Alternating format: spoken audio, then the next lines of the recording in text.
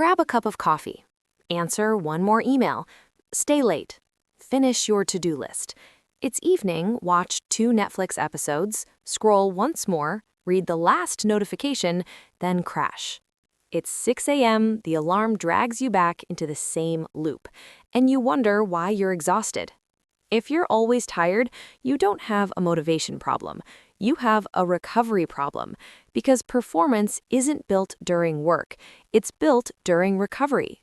Today, we're breaking down how to rest so well it feels like cheating, the real mechanics of recovery.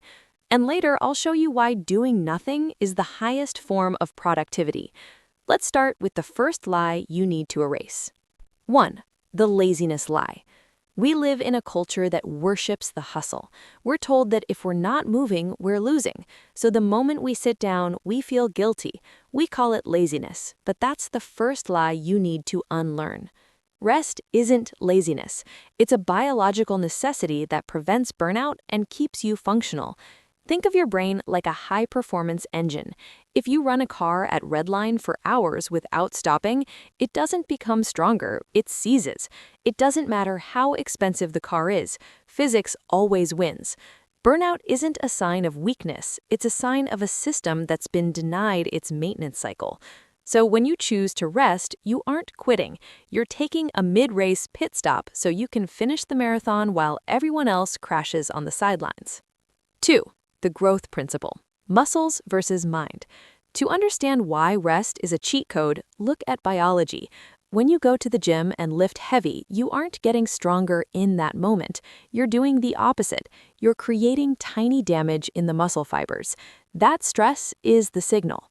Muscles don't grow during the workout, they grow during recovery.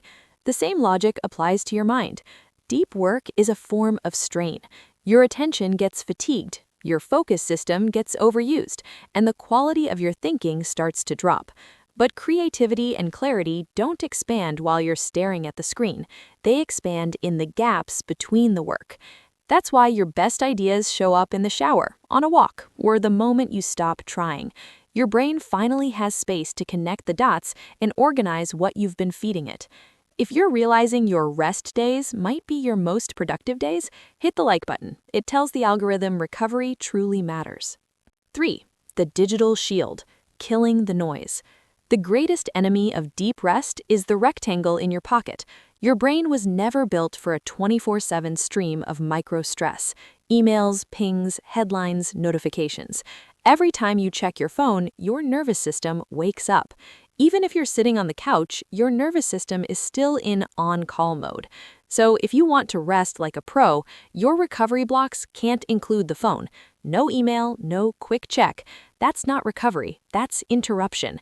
Create a digital dead zone, a protected window where technology doesn't exist. Start simple, 1 hour before bed or the first hour of your morning. When the noise stops, your mind stops bracing for the next ping. You come back to work not from sensory overload, but from clarity, and you'll feel the difference immediately. Mastering recovery is a long game advantage. If you want more blueprints to optimize your life and mind, subscribe so you don't miss the next session. 4. The power of zero. Doing nothing. This is the hardest part for most high achievers, learning to do nothing. And I don't mean watch Netflix or scroll social media. That's not rest, that's just more input. When you watch a show or scroll, your brain is still processing. It's still on. Real recovery requires a state of zero input, intentional stillness. Start with something simple. Non-sleep, deep rest. Sit in a chair or lie down and just be. No music, no podcast, no checking. Let your thoughts drift without chasing them. The goal isn't to win the session. The goal is to stop feeding the noise.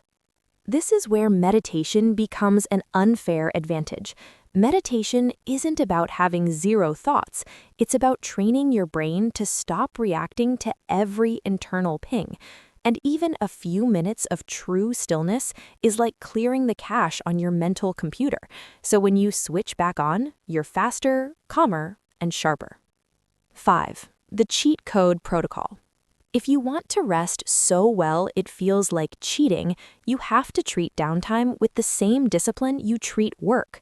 Recovery isn't something you earn when everything is finished. It's something you schedule because it's what makes high performance possible. Here's the protocol. Scheduled stillness. Block 15 minutes on your calendar where the goal is literally to do nothing. No music, no podcast, no talking. Just silence. The muscle reminder. When guilt shows up, label it. Remind yourself, this is when growth happens. You're building the mental muscle that wins tomorrow. Sensory blackout. Once a day, close your eyes and focus only on your breath for 5 minutes. It sounds small, but in a world of constant noise, this is a radical act of control. Master these mechanics and you stop being a thermometer, reacting to the stress around you. You become the thermostat, setting the tone for your own life. 6. The fuel source. Rest isn't a reward for good work. It's the fuel that makes good work possible. The most successful people don't win by never sleeping. They win because when they do work, they're operating at a level most people can't reach. Not because they grind harder, but because they recover better. You don't need to feel brave to take a break. You just need to understand the truth. Recovery is the highest form of productivity. Now, I'm curious, what's harder for you? The doing nothing part or staying away from your phone? Tell me in the comments. And this week, pick one recovery block and run the cheat code. 15 minutes of stillness, no inputs. And I'll see you in the next one.